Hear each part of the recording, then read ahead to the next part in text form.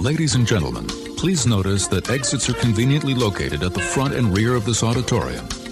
When leaving the theater, we suggest that the exit at the front of the auditorium will allow you easier access to the parking areas. Thank you.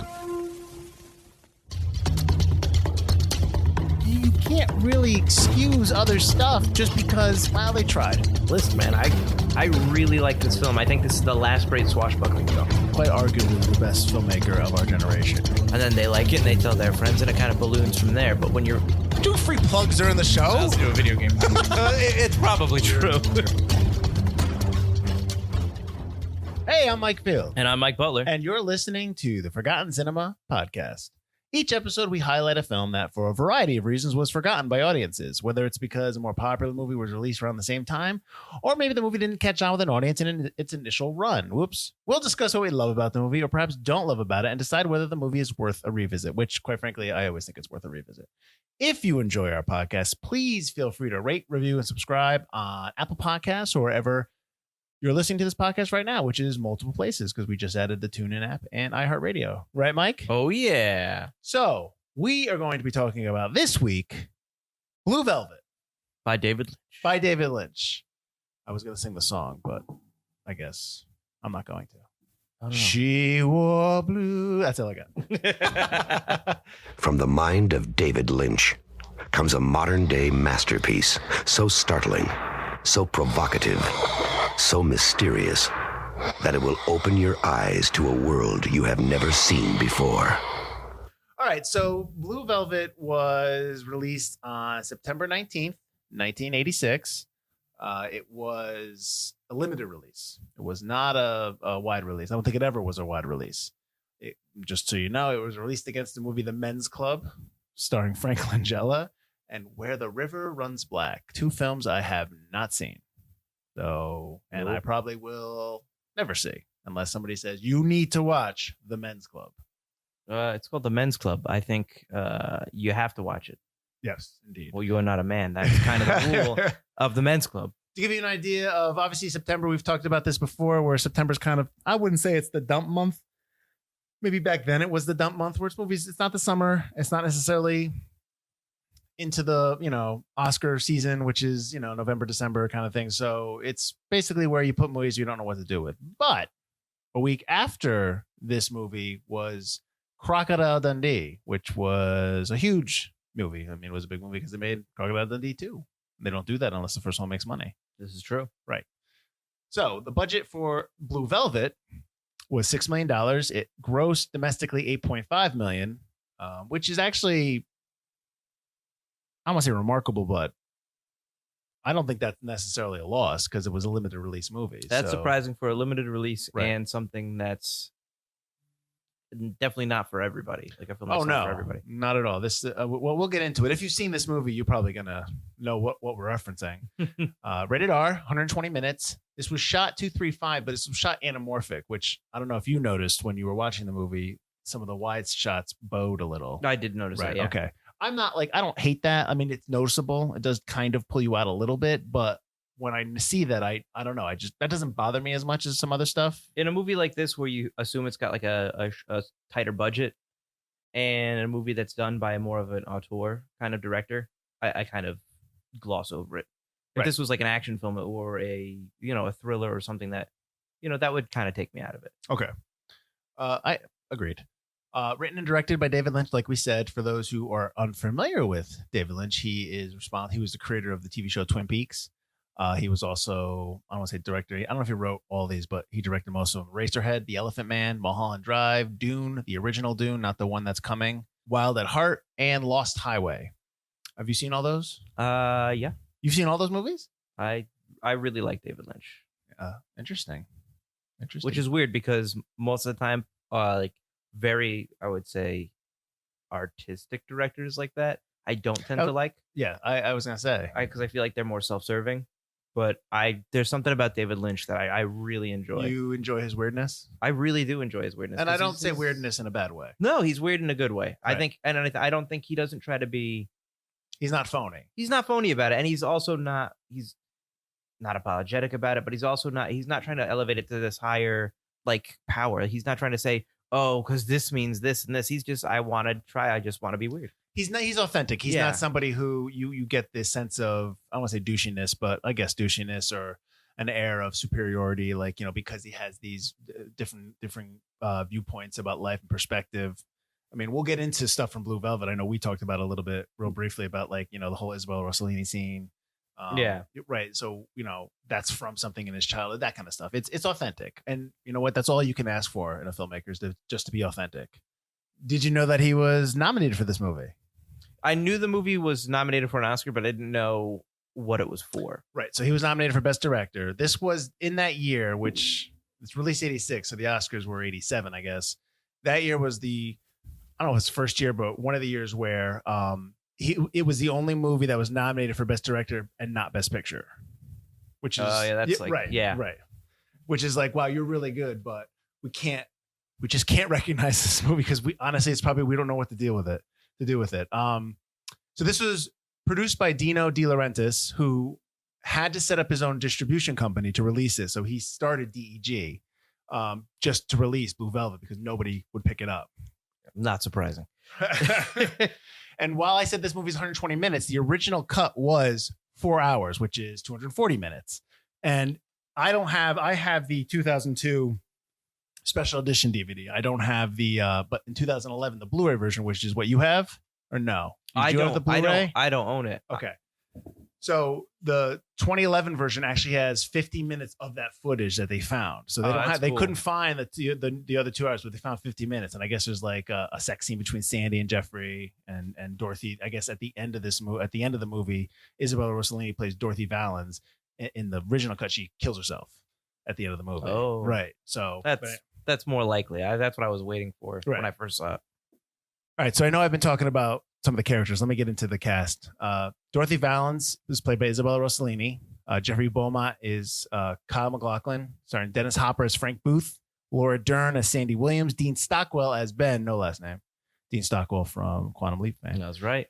And Brad Dourif is in there as a small role as Raymond. There, he's one of Hopper's henchmen, one of Frank Booth's henchmen. I was gonna put that in.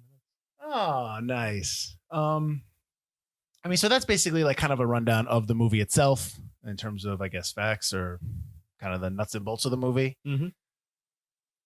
I first saw this movie not in 86 because I was 11 and probably inappropriate for me. I think I watched this movie when I was like first starting to watch movies. I've talked about this before, kind of like after in college or after high school, just kind of like watching all these indies and watching all these movies that, because I got into filmmaking, got into storytelling. So this was one of those movies that I watched. Oh, you need to see this movie. You need to see Blue Velvet.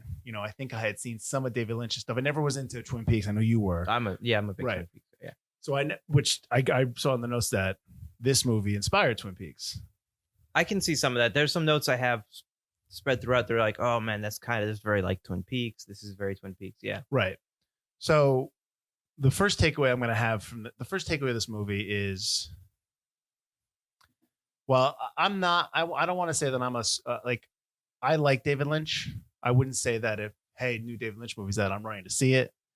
You know what I mean? Like, they're tough watches. I they get are. That, yeah. You have to almost prepare yourself for it. But at this time, when Blue Velvet came out, I don't think people, because he had just come off Dune and Dune was a flop. Right. And I don't think people they didn't know what to expect when, I mean, in terms of audiences, not just, producers and directors, because they obviously read it. Right. I don't think they knew what to expect when they watched Blue Velvet. So my first takeaway was, I'm watching the movie. I'm referencing watching it the other day and watching it when I first watched it. Yeah. So like just watching it, the noir feels like a noir. Kids like investigating, like trying to figure out what's going on. He's, I get the symbolism of the bugs, the underbelly of this, like a term I did not coin this. I read this when I was doing research, the Reagan-esque society, just like everything's happy-go-lucky. It's supposed to be that it's not the 1950s, but it's supposed to be like almost like an alternate reality. I noted that. Yeah. It's a lot of stuff. He doesn't hide the fact that it's filmed in the 80s, but he's trying his hardest to make it like the 50s or 60s. Right. 60s, right. Yeah. So I think my first impression, and then I'll get you to break down the movie. Was I'm watching the movie, going along, 40 minutes in, we meet Frank Booth, and then you're like, what the hell's going on? What is this movie about? But go ahead and kind of, because I wasn't glossing over it. I just kind of wanted to toss out a first impression. But what was give us the, I guess, a loose rundown of the plot of Blue Velvet. I mean, you kind of already did. The plot is fairly simple to the film.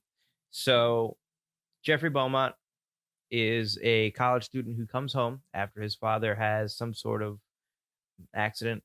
Seems like it's a stroke of some sort or something. So he has to come home to his family. While home, he's kind of melancholy. He's walking through a field. He finds a severed ear in the park. He takes the severed ear, brings it to the police. Anyway, I was at the hospital this morning and coming home through the field behind our neighborhood, there behind Vista, I found an ear. You did? A human ear? Yeah, I thought I should bring it to you. Yep, that's right. Let's take a look at it.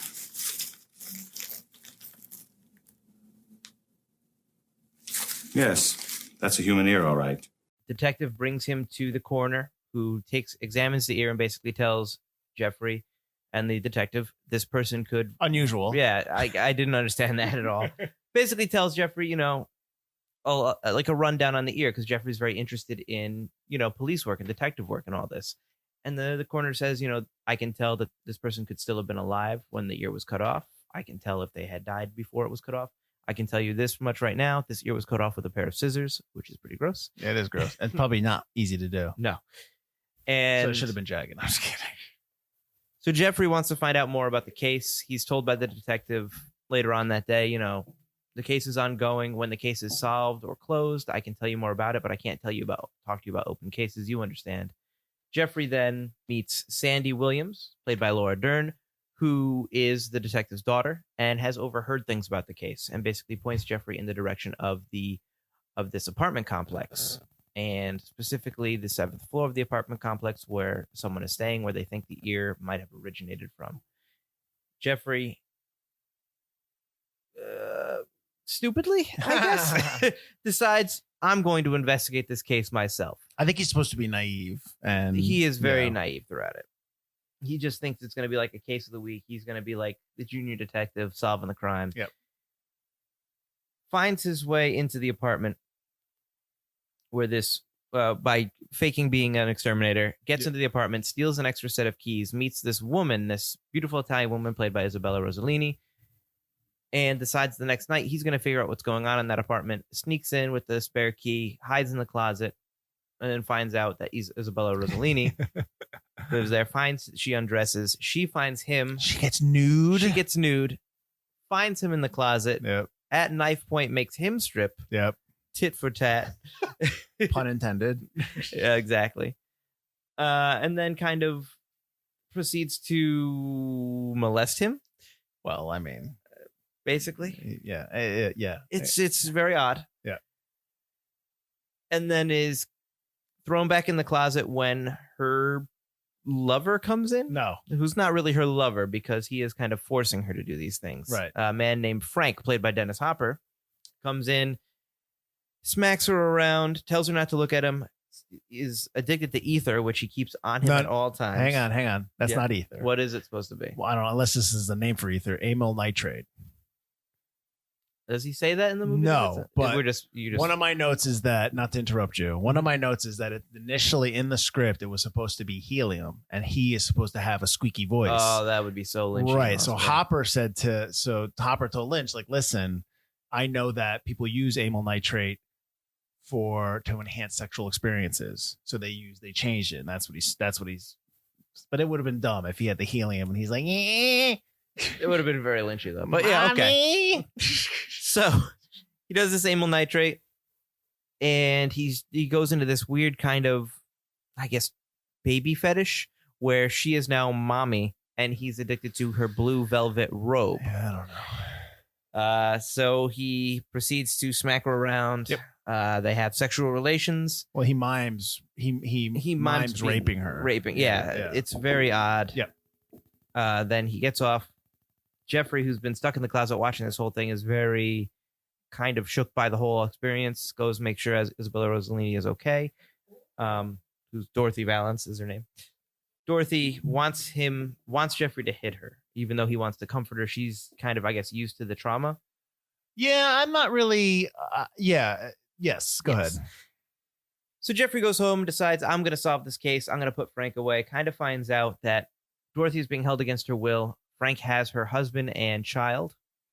The ear probably belongs to Dorothy's husband, and he's keeping them to make sure that she does exactly what Frank says. Spoiler, it does. So Jeffrey, over the course of the film, gets further and further over his head, kind of has this relationship with Dorothy, but also at the same time, Sandy, who he's also falling in love with, who is a more appropriate relationship. I guess.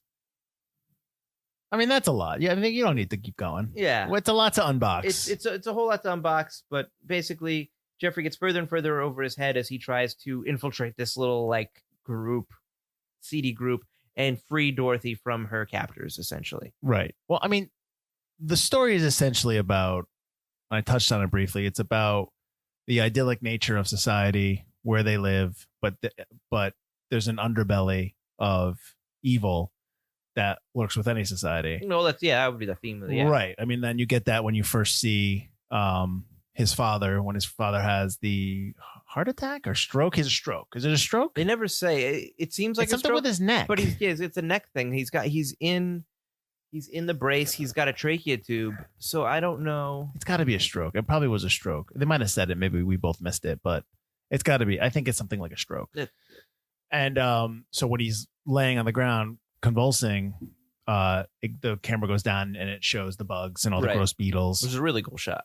It is. It's disgusting, but it is. And then that comes back later because Sandy, who is Laura Dern's character, tells him about the dream she had about a robin, and the whole idea is that the robin represents love, and that she knew it would be okay because she saw the robin, that everything would turn out. And at the end of the movie, you see that fake robin with the beetle in its mouth because love conquers evil all the time, which is a great theme. But that's the main theme. The idea of Jeffrey is somebody who is from that idyllic society, civilization, I guess, and he gets a peek into the dark side, and it also almost changes him a bit because they have a sexual scene, him and Dorothy, right? And she wants him to hit her, and he hits her, and then they go back the next morning. He's upset. Yeah, he gives in. Yeah, he gave into that, right? So that's a major. That's probably the biggest theme in this movie, is just kind of like the two different sides of life or society, which is what Blue Velvet kind of, talks about throughout the 2 hours of the movie. Yeah. And what Lynch is trying to say. So the whole stuff with Dorothy, in terms of her sexual appetite and the fact that she wants him to hit her, I didn't know if that was a result of the relationship with, well, it's not a relationship, with her captor, Frank Booth, who has clearly kidnapped her husband and her son because he's fallen in love with her. But like, I don't know how long that's been going on. Right. So I don't know if her predilection to equating love with violence is something that she had before this. Now, there was something that I had read in terms of like the whole idea of Dorothy's husband, Don, and that he was part of this crime syndicate. Well, that's what I assume, because how else do you get? Yeah. And he was he was an informant for the cops. He was trying to go clean, and they found out. The man in yellow, who is the officer, that's Officer Williams' partner. Right. Who is like obviously a bad cop. He informed Frank, and Frank came in to clean, or he informed their bosses, and Frank came in to clean it up. And he met Dorothy, found love, and that's why he kidnapped Don, so that he could keep them. And the whole reason why he's telling Dorothy, stay alive, is because, or he'll kill Don. It's like, that's why she's tried to kill herself because of this. So in terms of Dorothy Valance, the character, I don't get a full sense of maybe why or how, in terms like some of those questions, but honestly, I don't really need to know. I mean, you know what I mean? Like, this is just kind of like, I'm not saying nitpicking, but doing a deep dive into that character. Right. There are some questions that I have, but I mean, that's because the story is interesting and I was intrigued. Well, I also know that David Lynch prefers not to give you the entire mystery. He prefers not to answer it. It's something he talked about a lot when the newest season of Twin Peaks came out, and he left a lot of questions unanswered, is because he enjoys the mystery. He enjoys putting viewers and readers and everything on a mystery, and he doesn't necessarily care if we solve it. He doesn't care if it's solved. The answers are not as important as the intrigue of the mystery itself. So he prefers to show you things that get you curious. He doesn't necessarily even have an answer himself. Right. I can respect that, and that's fine, and that's great. You know, I'm okay with that. I mentioned that, like, 40 minutes in, you get to the miming rape scene that Frank Booth does, and he's watching, and then she pulls Jeffrey out of the closet, and then she kind of tries to have sex with him, like she tells her to hit her and stuff like that. This is the first time, not when they actually do have sex. Yeah. I'm trying to remember when I watched this movie.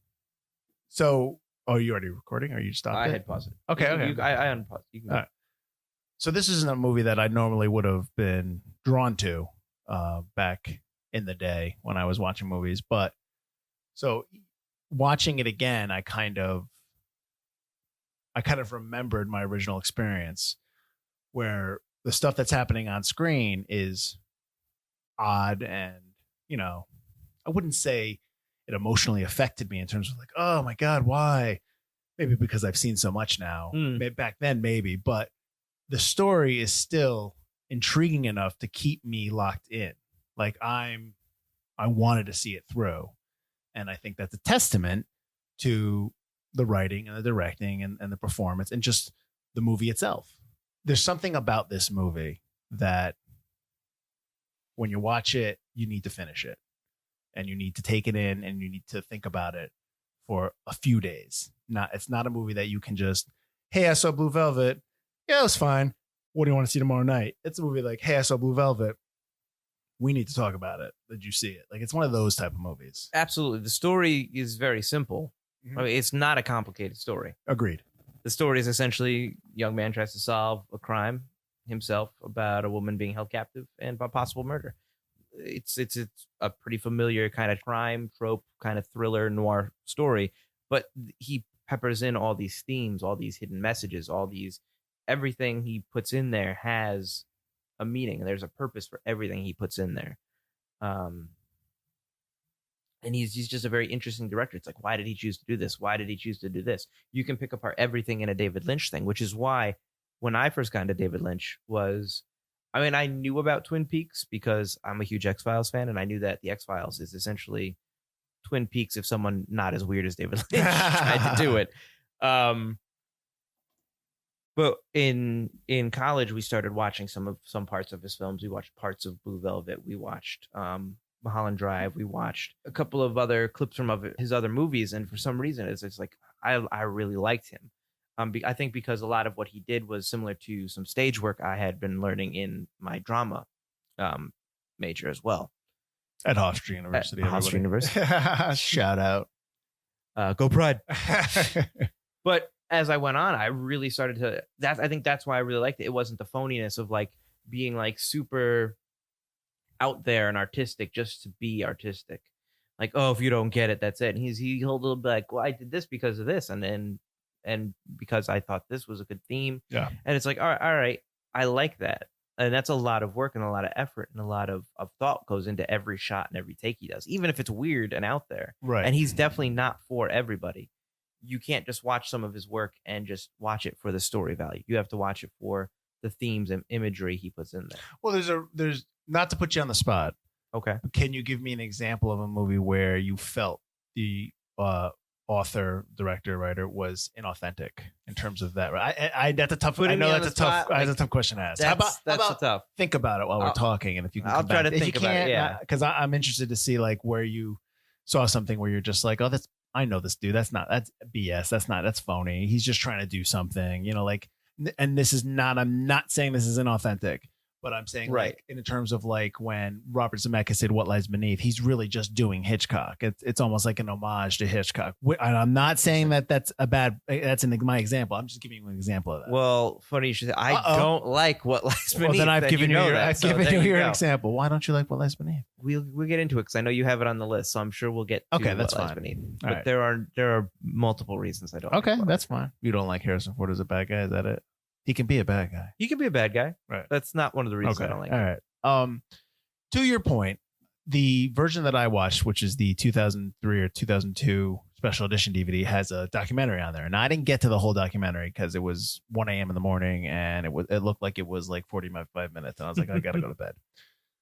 But I did watch the opening, and in that opening, they had Siskel and Ebert's review, and Ebert hated this movie, and he hated this movie because he didn't like the fact that Isabella Rossellini was naked for quite some time. Even the scene where she comes out onto the front lawn and she's completely naked and she's like dazed and stuff like that. And he didn't like the fact that, why would you put your actress through that? For what reason? I need a better reason than what was put on screen, like that, just because.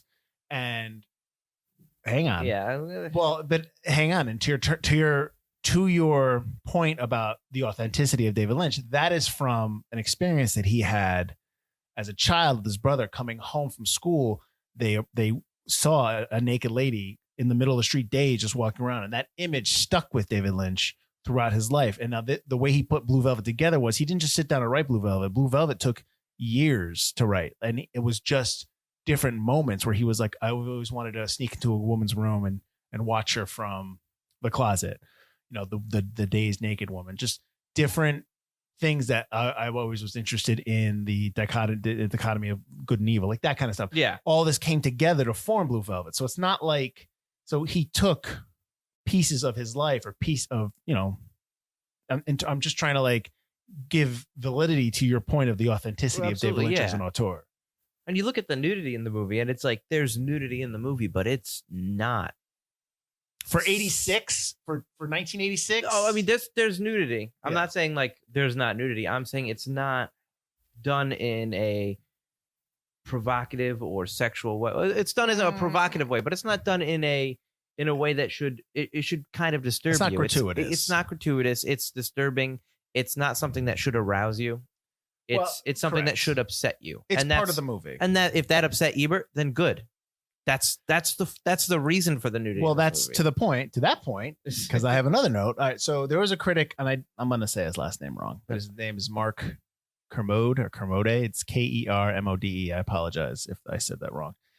I believe he is a critic for BBC or something like that. So he talked about when he first saw the movie, he walked out on it, and he gave the film a poor review when it first came out the first time. But then he went back and watched the film over time. And 3 years ago in 2016, he had this quote. And he said, as a film critic, it taught me that when a film really gets under your skin and really provokes a visceral reaction, you have to be very careful about assessing it. I didn't walk out on Blue Velvet because it was a bad film. I walked out on it because it was a really good film. The point was, at the time, I wasn't good enough for it, which is very interesting. And I think that because there are times that I have not liked the movie and I'm like, I don't know why I don't like this movie, but it's not that I didn't like it. I couldn't get my head around it. And you have to rewatch movies. I mean, we've done that here. Yeah. The infamous episode, which I think we should use as a Patreon, like a tease. Oh yeah. is, Okay.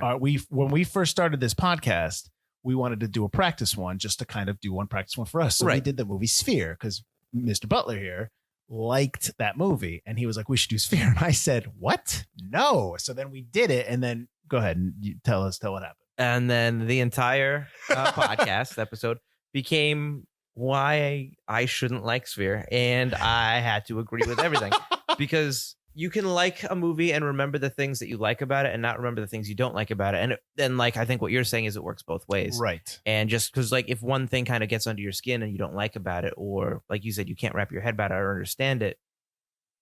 There are films I didn't like before I went to film school and I watch again and I like, or films that I was just too young for. Like in the case of Sphere, I think I was not old enough to understand what was bad about it. And now now you do. You see that there's more than just, okay, you like the story, but everything else is bad. Well, there's different. Yeah, you also have to take into consideration your emotional age, your what you have experienced in terms of life. Like you watch a movie at 13, but then you watch it at 25. You are different to watching. You like if I like a movie like Inside Out, which deals with growing up and becoming an adult. I watch that movie if I'm at 13. I'm just like, it's pretty funny. But if I watch that movie 10, 15, 20 years later, there's an emotional connect to that because it's like, exactly. I think it's it's also very interesting that, to be fair to Roger Ebert, may he rest in peace.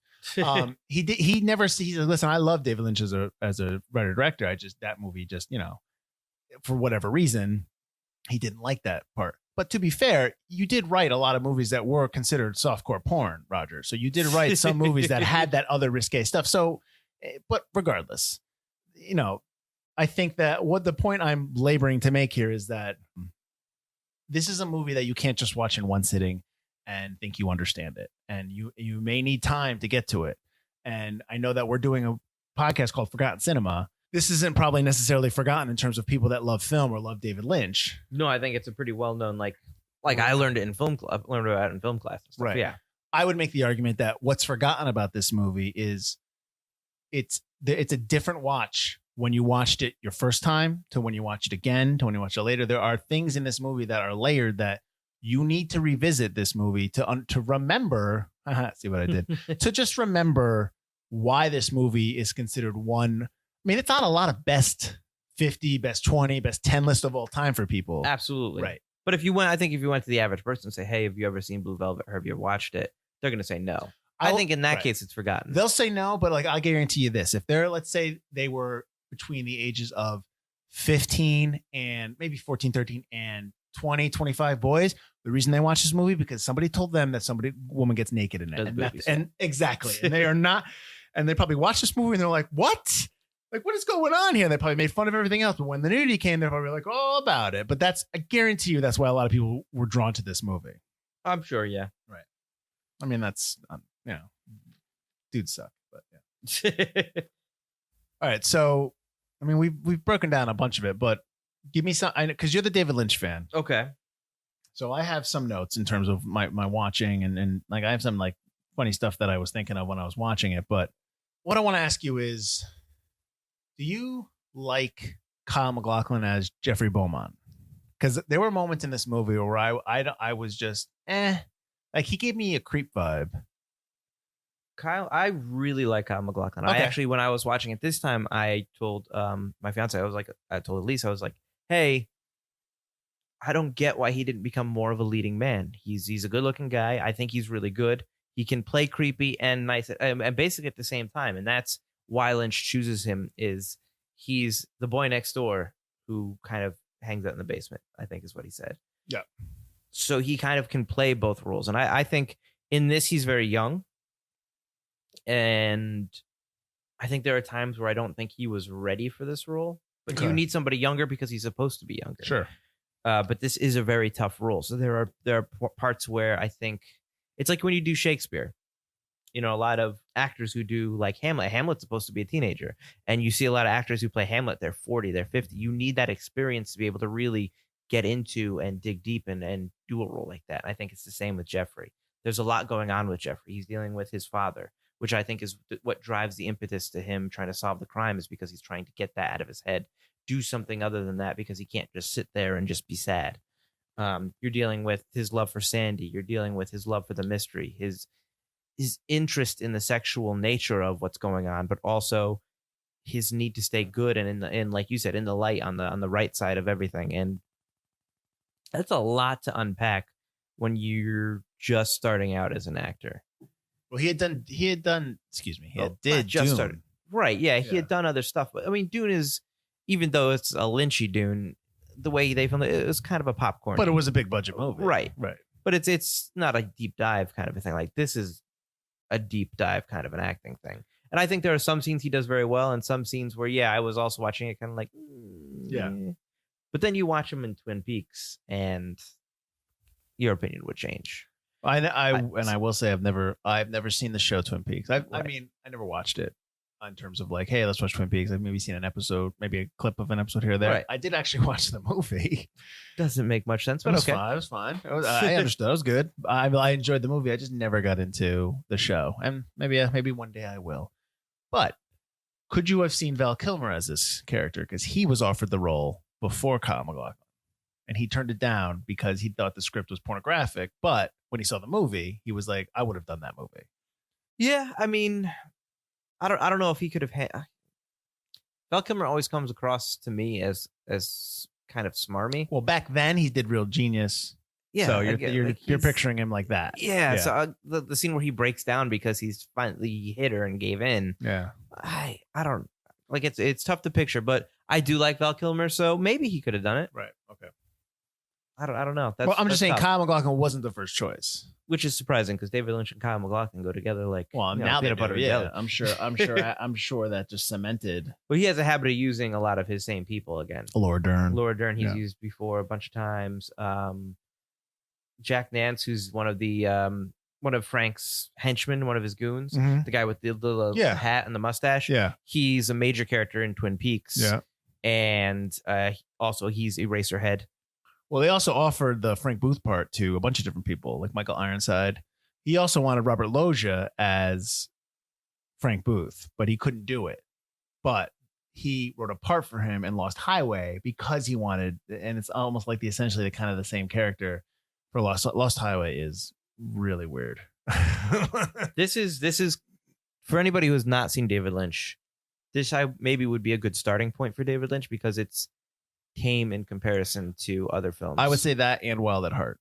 yes. Because Wild at Heart, I think Wild at Heart is more, I don't want to say mainstream, but it's more, like you said, tame than compared to the other stuff. I would say if you're going to start down I would say watch Wild at Heart first. Right. That's okay. That's Watch fair. Blue Velvet. If you are digging Blue Velvet, then go into David Lynch.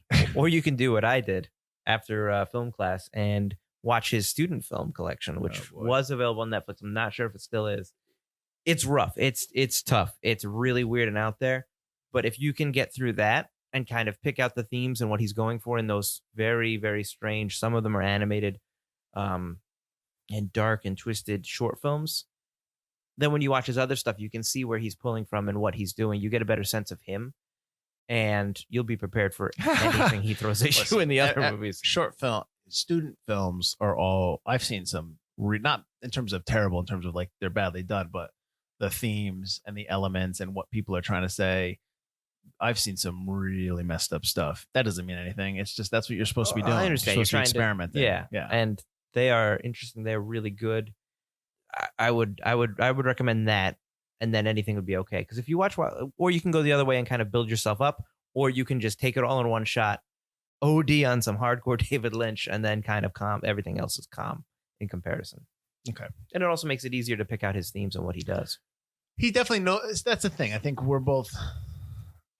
I almost feel like this is turning into an episode where we're trying to defend David Lynch to critics who say they don't get his stuff, but it's not. He like you said, he's authentic. Right. I don't think we're trying to defend him against critics. I think we're trying to prepare an audience for Okay. David Lynch, because I think that's because, like you said, this movie's not so much forgotten, but by mainstream audiences, it's not something that they would normally watch. Right. Well, would you if someone made, well, you'd probably see Blue Velvet in the theaters now if someone made it. If this movie never existed and someone did it right now, you'd probably see it. I mean, with movies like Midsummer and stuff like that, and people. Midsummer's like 4 hours long. No, but I'm saying a Thank movie you. that's not mainstream. That's not a mainstream movie. Right. Yeah. I mean, people watch it, but you just have to kind of understand where he's coming from and understand that there's something about it. If you just look at it and go, that's just weird. Well, then you don't like he's- movies. Yeah, he's not just trying to be weird, and Right. he does very interesting stuff. Like, I love the way he plays with sound in this film, which he does a lot in Twin Peaks as well, and some of his other films. And it's just, I love the way every setting is its own world. Mhm. So every setting has its own sound. So like, there's the scene where he goes into Dorothy's apartment, and there's music playing. It's a very calm vibe, and he shuts the door, and all of a sudden every sound stops. It's just a completely different soundtrack, and you hear this low wind. It's almost like a sci-fi corridor, and it's just this shitty like apartment building, but it's got its own like hum, like its own tone. and it's like entering a different world each time. And I find that very fascinating. I love when he does that, because other filmmakers would gradually ease you into a new setting or a new scene, especially if it's a connected location. That's confidence. That's confidence as him as a writer director, knowing what he wants, Right, and doing it. Like there are people that don't have the confidence in their own abilities to do something, and they let other people's voices. And you're supposed to listen to everybody as a director, but right. they let those overrule them. Like I remember, like I like stuff that I shoot. I like long shots. I just like one shots. I like stuff playing within the action. I don't like to cutaways. I don't like to do coverage. I just don't like it. And the short that I was hopefully doing in a month or so, the first scene I had initially wrote down, I had an extra character, and we were talking about coverage and this, that, and the other thing. And then I rewrote it because I like the idea of having my two characters in the shot, and all I'm doing is it's supposed to be at a bar. Okay. So all I'm doing is pushing down from far away into a two shot down the bar on them, and have people. I want to have like somebody in the front. It's supposed to be at the end of the night. Somebody in the front, like doing catch-ups and stuff like that. But like, that's all I want. I just want one shot, and I don't want coverage, and I don't want cutaways, because I don't want that. I just want one shot. Well, that's. But I'm saying in terms of like confidence as what you want and what you go for. Well, you talk about one shot, and when we're recording this, Once Upon a Time in Hollywood just came out, and it just brought to mind the shot in the bar where they're doing it's the fake scene where they're going through the scene in the bar with Timothy Olyphant and Leonardo DiCaprio, and they do the shot that's behind them, and the camera just comes around into that two shot. Oh, right. From Rick's close up, and just suddenly comes around, and it's like a 2-3 minute dialogue, and it comes around and turns into this different shot. I enjoy that as well. Well, there's in that movie, not to go off topic, that movie has a ton of shots that just hold. Right. That just the action plays out when he's walking back when he's walking past all the hippies and they're yelling at him, he's walking up to his car. Yeah. And to find that his car's got the knife in it and stuff like that. That's all one. Like, yep. Right. And you're just like, you don't realize it because you're like, you see him walking towards you. And I'm talking about Brad Pitt's character, Cliff. Mm-hmm. You see him walking towards you, and the camera moves down, and you're like, what's he going to see? What's he going to see? You're into that because you want to know what he's about to see. So yes, agreed. But David Lynch does not do that much. You notice that he does not move the camera. Right. No, I'm not. I wasn't that. I know. Yeah. It's all about the confidence of knowing what you want to do. And then you get directors doing like that. Yeah. Yeah. And he's very much about holding the shot, not letting you see the world around you. Right. This is how you're going to view this world. This is how you're going to view that world. Like when he leaves, the apartment is very like warm and stuff because Dorothy is, and then you get to the apartment complex itself, which you get the feeling maybe Frank owns or something like that, and you get this very dark drab look.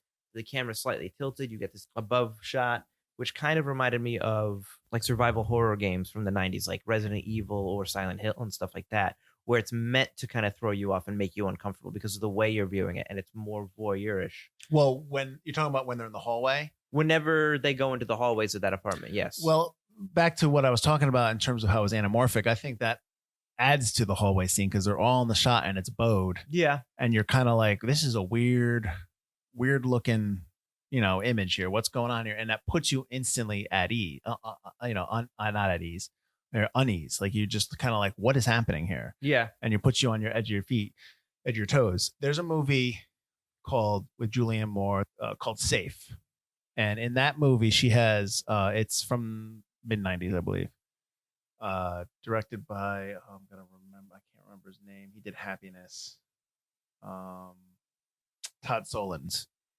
Okay. Solondz, yeah.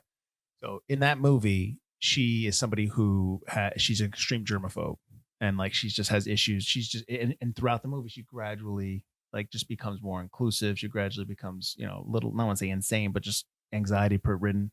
Okay. Throughout the movie, they have the hum of fluorescent lights that play on the soundtrack, and it gets louder towards throughout the movie, towards the end, where you don't realize it, but as an audience member, you are getting uneasy. Yeah. You are getting like what is, because you don't realize you're hearing that. I think that's extremely smart and awesome. But I think to your point, that whole scene, the whole way it looks and everything, how everything's set up, that's geared to make you kind of lean forward in your seat and be like, what the hell? Like, why am I so amped up here? He starts to make it more like the further it goes in the movie, it becomes more of a house of horrors. It becomes a little different. Right. And this all goes to us talking about you need to watch this movie more than once because you need to understand, like, it's not just, hey, I'm weird, I'm telling this weird story, check it out. It's this is what I'm telling you, and it's not just a one viewing type of movie. Yeah, this is a simple story, but I'm trying to get the theme across and give you a feeling. That feeling is more important than maybe the story. That being said, I laughed a couple times at this movie. You're supposed to.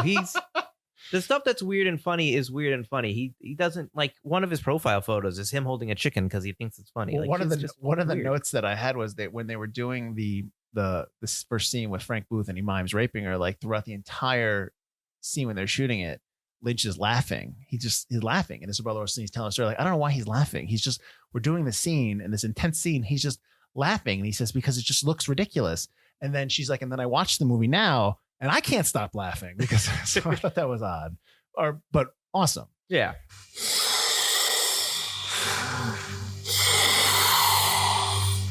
Mommy.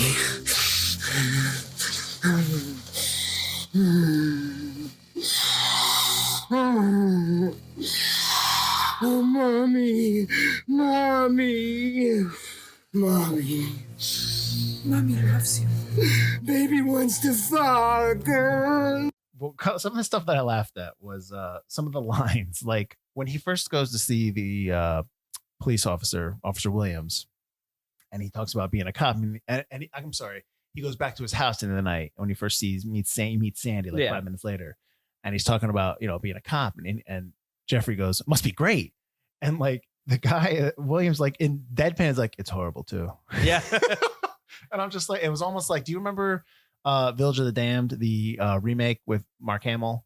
Yeah. Okay, so there's a moment in that movie where Mark Hamill comes out and like, I think they've like maybe on their third or fourth death, and somebody, I don't know if it's Christopher Reeve or somebody, was like, "Oh my God, what's going on?" Mark Hamill's like, "It's the children." Like, it's like all like serious, like immediately, and it like throws you back. And so that was one scene I laughed.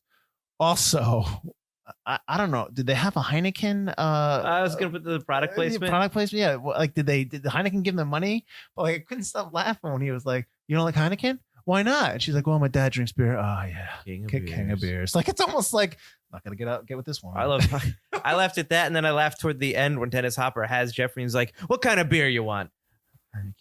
Heineken. Pabst Blue Ribbon. Well, did you notice that when they go up to the place and like, "Oh, this is it," that's actually the sign. That's actually the name of the place when they go to Ben's. Oh, that's actually the name of the place. There's a sign that says, this is it. Yeah. He just all this weird stuff that's just amazing. The doll on the couch when they go into. Was that a doll? That's a doll. I thought that was a person in a mask. It's like a doll. It's like a life-size doll in the apartment. Dean Stockwell's character's apartment, Ben, right? Ben, yep. In Ben's apartment. And did you also notice it just disappears? Yes. Well, they disappear. They disappear. Like, and we're out of here, boop. Well. And they go, no, the doll disappeared too? The doll disappears in the middle of a scene as well. They're still there, but the doll just kind of vanishes. But then, yes, they vanish, which is the most Twin Peaks cut they have. The most David Lynchy cut, I should say. Yeah. That's like, ooh, if you watch any other film, that would happen a bunch. It's almost like he's preparing you. This is me. Oh, yeah, no, absolutely. Well, yeah, which comes toward the end. So then you're already too into it to leave after he does that cut. But that's the kind of stuff they do in a lot of his other films. And that's when Ben, again, played by Dean Stockwell, has when he's singing the song. Mm-hmm. And he's got the light. He was supposed to have a microphone, but in rehearsal, he was using the light. And David Lynch's like, "I like that. Just use the light." Yeah. So and for such a small role, Dean Stockwell makes such an impression. Oh, absolutely. Yeah. I thought he was like, I couldn't remember. I forgot his character, to be honest. And I was like, what does he do in this movie? Like, what else is it? And then he died. And then the woman that went with them, when they were going to go slap Jeffrey around the beat, and then she gets on the roof and just starts dancing. I'm just like, all right.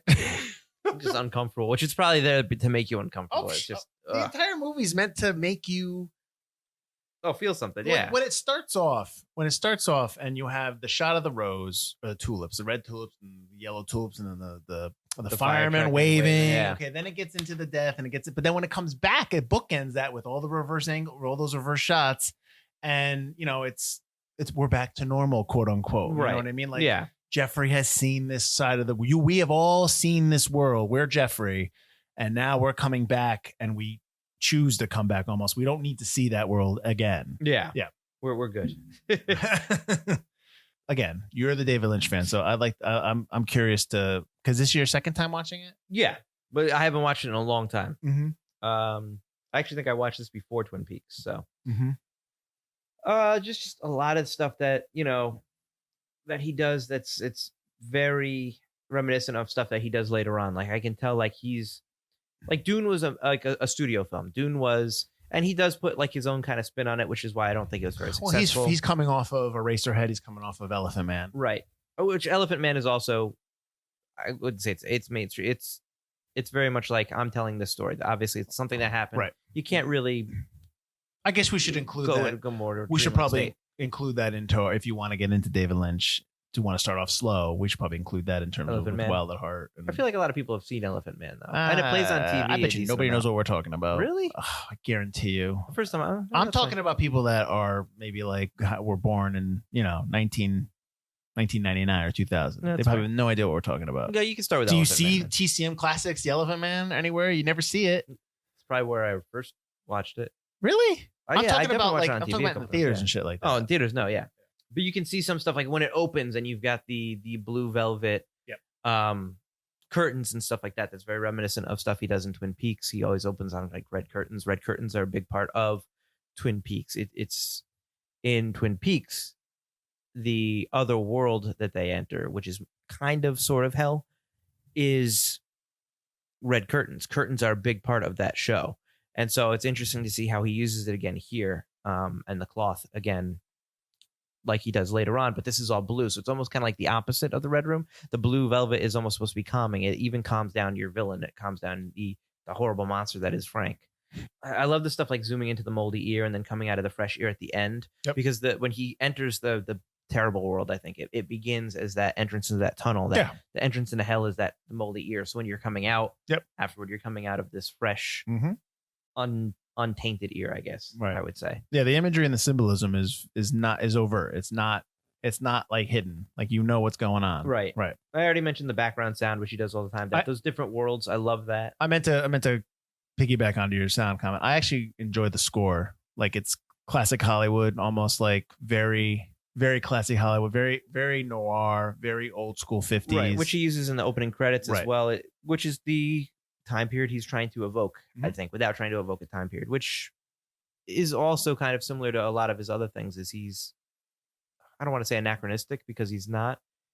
Whatever he's filming, it takes place during that time, but he also gives it this 60s kind of flair or style, and he uses the same composer a lot, right? Not always. Well, in terms of like the setting, it's very 50s, but we went straight to the 80s almost. Like we skip 60s and 70s, but like the underbelly is what the real world is. And then as he gets further and further, he dresses more and more like he's in like Oingo Boingo or something like that. He gets very like 80s rock synth band kind of looks.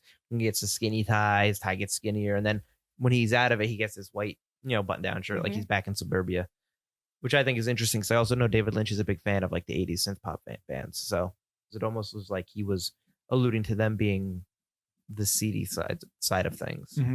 So did you know that the song at the end when Jeffrey and Sandy are dancing is Julie Cruz doing the song Mysteries of Love, and Julie Cruz does the song that plays throughout Twin Peaks. Interesting. She sings it at the opening scene in the club they always go to, and it plays quite often throughout the entire thing. And she does a couple other songs for Twin Peaks, but I think that's interesting. So I'm listening to the song going, that's the lady from Twin Peaks, and it's very haunting and weird, but kind of beautiful at the same time and sad. This is becoming a Twin Peaks Easter egg episode.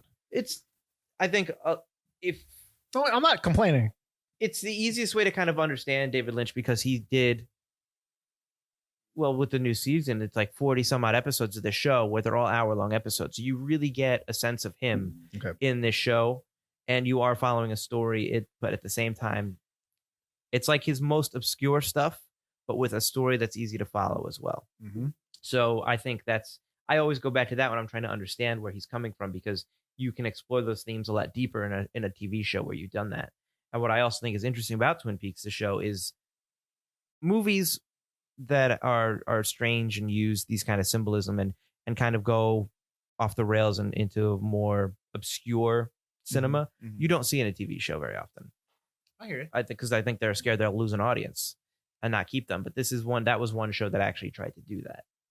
So you're Sandy Williams, and you're in the car with Jeffrey Beaumont, And you say to Jeffrey Beaumont, I don't know if you're a detective or a pervert. And Jeffrey goes, well, that's for me to know, you to find out. Why are you not getting out of that car? I love that quote. I wrote that quote down. I think that quote's amazing. Why are you not getting? I would have been like, all right, so I'll see you later, Jeff. Also, I would like you to explain the quote to me. Not that I don't need it explained, but I'd like to hear your thoughts. I have your disease in me now. I have this disease in me. No, I have your disease in me. No, because then she looks at Sandy and goes, his disease is in me. Yeah, I know. He put this disease in me. Tell me it's all right. I open myself to you. I think she's saying that like it's kind of just a symbolism of man. Okay. So man like is the disease because they're angry and violent. Because she turned her, like she turned him into, Frank Booth turned her into somebody who equates violence with sex. right. Okay. So that's his disease is this violence. So he's got that disease. Okay. Now that he's, done the deed. It's a great breakdown. Yeah. And And also, yeah, it's gross. not as gross as Laura Dern's ugly cry. Oh my gosh. I was, woo. I mean, I don't know. Maybe that was the note, but that was an ugly cry. But I get it. She's completely embarrassed, and it's very awkward. she's finding out that the guy she told she loves just had sex with this girl, and he's like, he's almost like, I don't know what she's talking about. Yeah. Like, almost like he could explain that away. Like he could have just been like, she's crazy. No, when she comes up to him, she's like, oh Jeffrey. I was like joking. I was like, oh Jeffrey, I'm gonna blow up all your spots, Jeffrey. I'm gonna blow them up so much. When she come, I laugh when Mike stops them. She tries to, sorry, man. Yeah, and then so Mike comes up and he's like, "Hey man, what are you doing, my girl?" And then Dorothy Valance comes out and she's naked. Oh, it is and whatever. And he's like, and he's like, "Is that your mom? Is that your mom?" And then he puts her in the car. Jeffrey puts her in the car, and Mike's like, "I'm so sorry. I'm so sorry." That's fine. I get that reaction. Then his friend's like, "I thought you were gonna kick his ass." The fuck, Mike? That guy's like, "Come on, don't be a dick." Sorry. Did you just see what happened?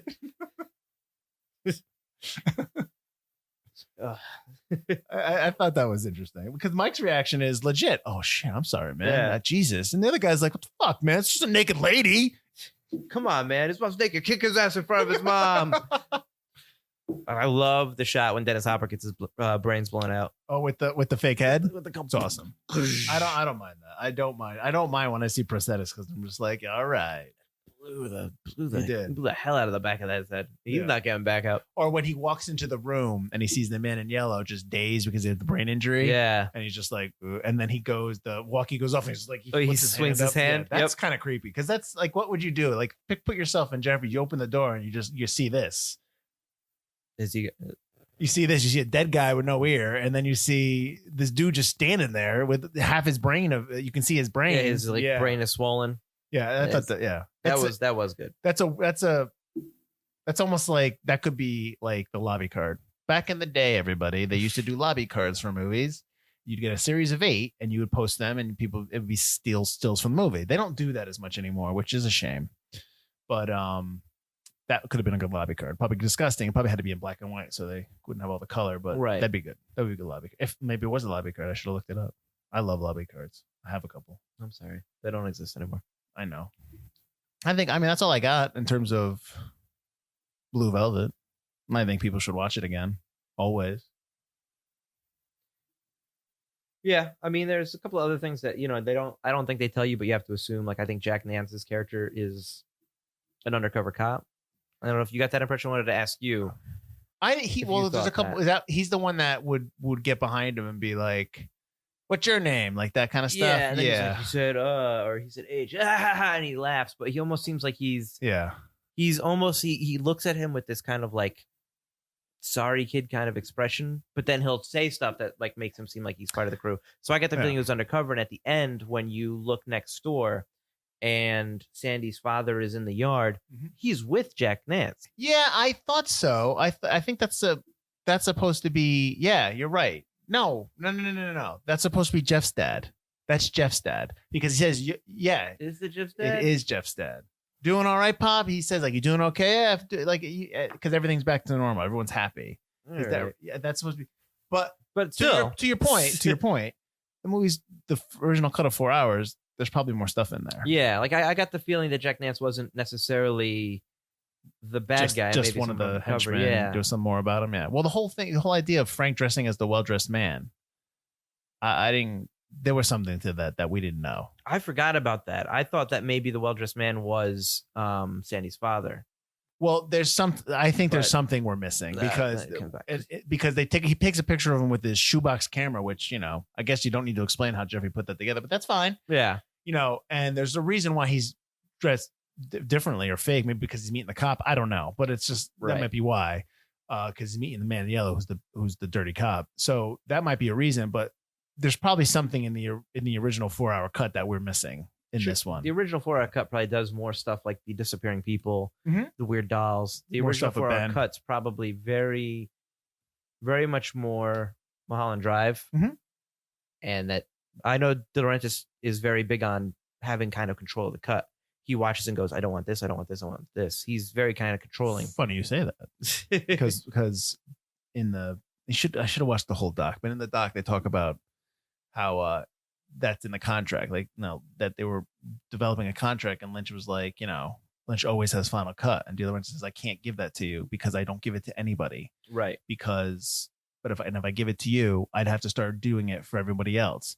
He's like, but I'm going to shake your hand. I'm going to tell you that you have final cut, and I'll give you my word. And the guy who was telling the story, he's like, if you know Dino De Laurentiis, when he gives you his word, he means it. So he did have final cut, but he couldn't put it down in the contract because then he'd have to do it for everybody. So so Lynch had final cut.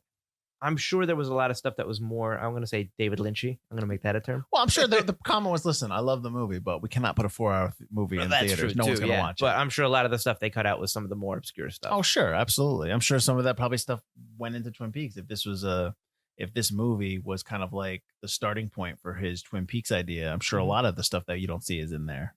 I just want to point out this while I was watching it. Okay. And I could be wrong. You could disagree with me. Okay. Although my girlfriend agreed with me. So what? I can't disagree with both No, of you? you can disagree. This movie is the same plot as The Mask, the Jim Carrey The Mask. Okay. Explain. Okay, so this young man sees a beautiful woman, gets tangled up in her awkward relationship, almost kidnapper type relationship with a owner of this club where she sings at, and tries to win her back while also having to deal with his awkward weirdness. And putting on the mask when the bad guy puts on the mask almost makes him kind of like Frank in a way.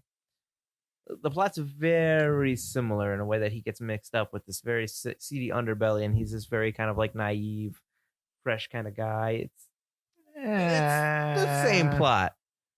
I don't remember Jeffrey Beaumont singing and dancing in front of cops. That was in the 4-hour cut.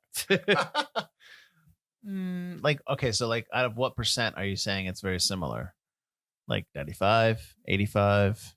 Plot wise? Like what you're trying to say stuff, here. I would say it's 65, 70%. Okay. I would say when they were writing The Mask, which is very different from what They had was Blue originally Velvet on? Maybe they were trying to think of like a crime story, and maybe Blue Velvet was like an inspiration. I mean, you'd probably have to do some research, Do like a deep dive into The Mask, which we'll not do for here. But okay, I guess I'm gonna probably say no, but that's fine. Yeah. You I guys don't know. can have your little views. Yeah. I'm just kidding. That's fine. I mean, yeah, I don't know. I mean, she didn't agree at first, and then when I explained it, she was like, "Yeah, no, that's kind of the plot." The whole, but the plot of The Mask is that he has to come to terms with he doesn't think he's a worthy person, the Jim Carrey character, which I don't remember his name. So he thinks the mask gives him confidence to be Stanley something. Right. Whatever. He gives the mask gives him confidence to be this person. And so he has to decide to get rid of the mask and just be himself. Right. I'm not saying the theme's Jeffrey necessarily the Beaumont. same. Oh no, listen, you brought it up. Jeffrey Beaumont is somebody who has taken a peek into the dark side of the world, experienced it, doesn't like it, and wants to go back. But it's not about, but he doesn't find comfort in that side of the, you know what I mean? Like, right. Yeah. The quote unquote mask. And he only really does it once when he has sex with Dorothy Valens and he slaps her. So that's my retort to that. I feel like he almost does it a couple times. Because he just giving in to her, I think, is that seduction of the dark side. Sure. Slapping her is the final step. Okay, I'll give you this. I guarantee you, nobody has had a conversation where they've compared The Mask to Blue Velvet ever. I can will only guarantee you that. You can only get that here on Forgotten Cinema. And on that note, yeah. The only last thing I wanted to say is that Dennis Hopper, this was one of 3 movies that Dennis Hopper did right out after he came out of rehab for drug and alcohol addiction. He did this movie, Blue Velvet. I don't know in what order. Hoosiers, which I love. And I don't know if you love basketball, you love that movie. And River's Edge. You ever see River's Edge with Keanu Reeves? And Crispin Glover? No, I know of it, but I have not seen it. That might be a movie for here, because if you have, that might be a good movie to do for us. But Dennis Hopper is in that as well. So he did all these 3 movies right out of the bat because his career was basically going nowhere. Right. And he went into rehab, came out, did these movies, and then the rest is history. But they all did this movie. Hopper, Dern, Rossellini. This is like her second film because she was a Lancome model. Mm-hmm. McLaughlin, they all did this movie a little bit more for scale. Nobody got paid a lot of money for this movie. Okay. And because they wanted to do it, because they were into the script and stuff like that. So what I talked about was a $6 million budget. It was initially supposed to be a $10 million movie. Couldn't get that. Ended up being 6. So yeah, I just want to throw that in there. All right, cool. Yeah. Now is the time on Sprockets when we dance for all those 80s people out there. I'm talking about the plugs. So we're going to do something different this time around. We plug our own stuff incessantly, and we still will. Yes. I'm sure Mike will go into his riff of all the podcasts. But one thing we wanted to plug some podcasts, or we wanted to try to plug other people's stuff, not just podcasts, but anything. Right. So the first thing we wanted to plug for this episode, or one of the ones we wanted to highlight, is a friend of ours, Andrew Morgan, has a podcast called The Nomcast. And that's about, he does Netflix original movies, NOM, Nomcast. Get it? We're not making fun. So he basically, he has guest star every episode. We have been on, I'm a 3-timer. I have done the movie, the Ballad of Buster Scruggs. Jeez, that was actually the first ever Nomcast, so I'm so proud. I did that with Andrew. I know Andrew from my days shooting really bad shorts with the Up on the Productions. So we go back. We also did Triple Frontier, the Ben Affleck one. Me and Mike did, the last one we did was, Christ, I remember, Rim of the World. Yeah. If you want to listen to an hour and a half of us just ripping something, go ahead and listen to the Rim of the World episode. Yeah, well, we wanted to give Andrew a little shout out because he is looking to get to 1,000 downloads. So he's close. So if you give it a shot, if you like what if you like us and you want to hear us together, I would suggest watching our episode for Rim of the World. If you like me and don't like Butler, then I would suggest you go watch the other 2. So check it out. It is available where all podcasts are available. And also you can get it at fistfulofjokes.com/the Nomcast. And there's a little dash between the and Nomcast. But I would just say, if you have Apple Podcasts, he's on there. So search him from there. Nomcast, NOMCAST. That's for you, Andrew. Mike?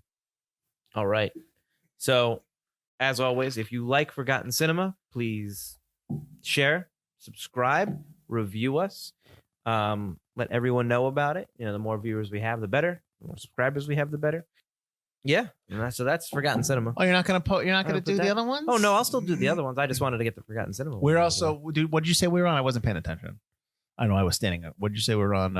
Apple Podcasts. I didn't say any of that, but we are available wherever podcasts can be found. Apple Podcasts, Apple, Spotify, Google Play, TuneIn, iHeartRadio. You can even tell Alexa to play our podcast. You can. So if you're near your Alexa right now, I want to try something. Alexa, play Forgotten Cinema. Let me know if that worked. Nice. This is why I renamed my Alexa. So other than Forgotten Cinema, I've also got 2 other podcasts. I have Crack One Open with Mike and Elise, a podcast about brews, news, and pop culture reviews, where we crack open a different craft beer every episode, talk a little bit about it, the style of beer, the brewery, the art on the label, and we give our little notes about what we think about the beer in general. And then we talk about any kind of media that's out there, usually what's streaming, new TV shows, what's out in cinema. So if you want to hear me talk about more modern ongoing series or movies that are just released, that's where I would talk about them.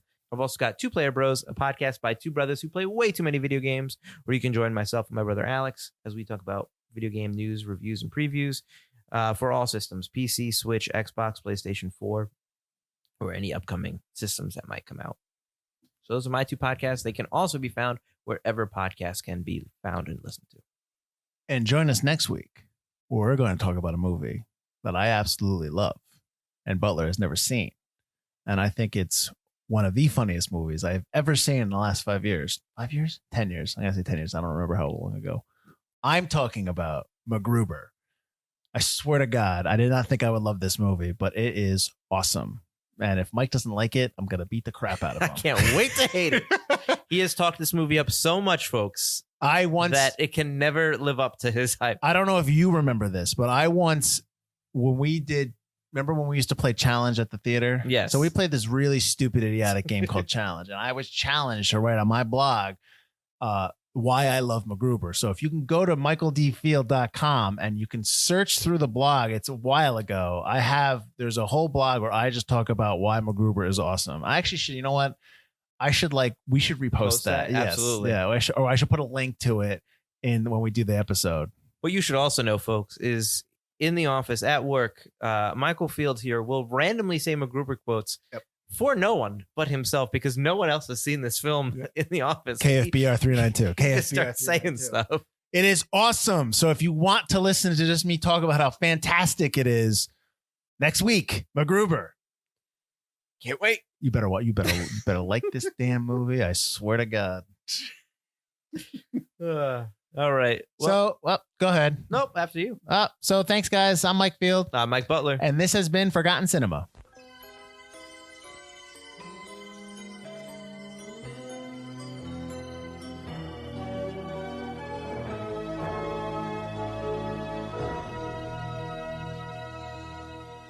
She wore blue velvet. Those are the only words I remember. This dude likes to snort amyl nitrate.